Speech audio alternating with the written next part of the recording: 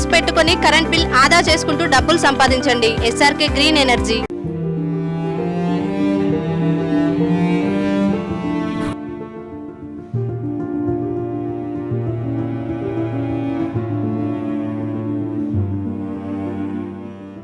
పద్మశ్రీ వనజీవి రామయ్య గారు కన్నుమూశారు.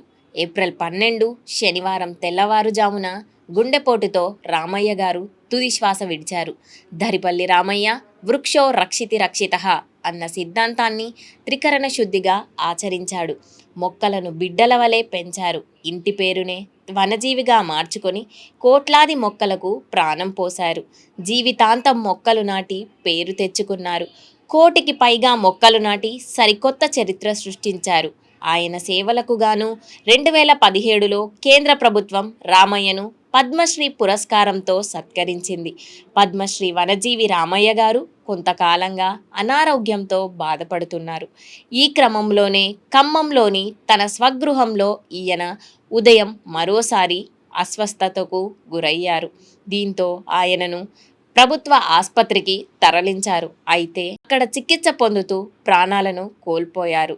రామయ్య స్వస్థలం ఖమ్మం రూరల్ మండలం రెడ్డిపల్లి గ్రామం.